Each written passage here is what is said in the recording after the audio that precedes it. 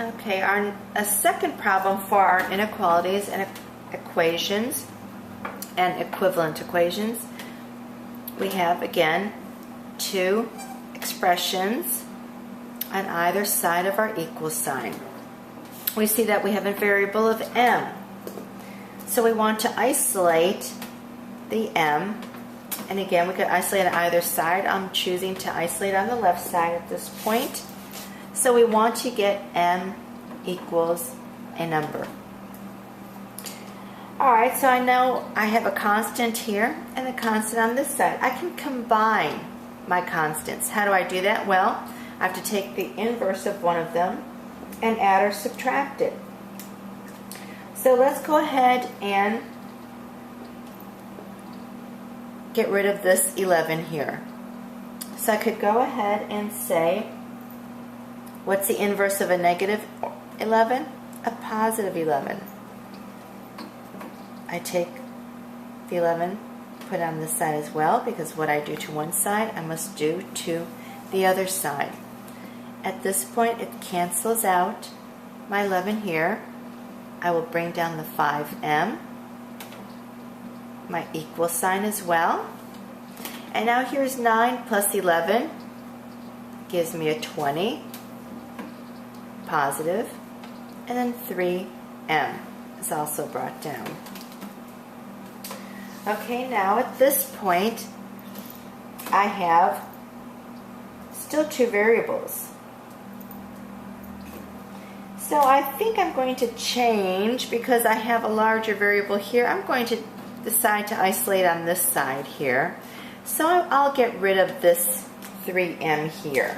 That seems to work out a little better. Remember, you could always change midpoint. I can decide that I want to have my variable on this side versus this side. It doesn't matter.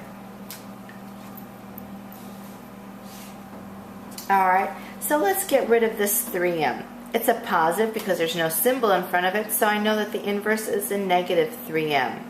What I do to one side, I must do to the other side. I've canceled out 3m. I'll bring down my 20. Now I have a constant on one side, an equal sign is also brought down. And here I have 5m minus 3. That gives me a 2m. Alright, I still have not totally satisfied the isolation of the m. I still have a 2 that's connected to my m. Remember, we have that imaginary multiplication symbol, so the opposite of a multiplication operation is division. The only way to unglue my 2 from m is to divide it away. What I do to one side, I must do to the other side. So now I've unglued the 2, leaving my m. Bring down my equal sign. I have now 20 divided by 2. Or I could say 2 times what equals 20. So 2 can be divided into 2 one time. That's 2. Bring down my 0.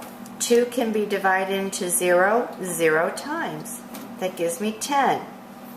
I know that 2 times 10 equals 20, so that's a reasonable answer. At this point, I have solved for m. m equals 10. To do a double check, plug in the 10 into all the places where you have the m. 3 times 10 is 30, plus 9, 39. 5 times 10 is 50. Subtract your 11, 39. So you did a double check. That's correct.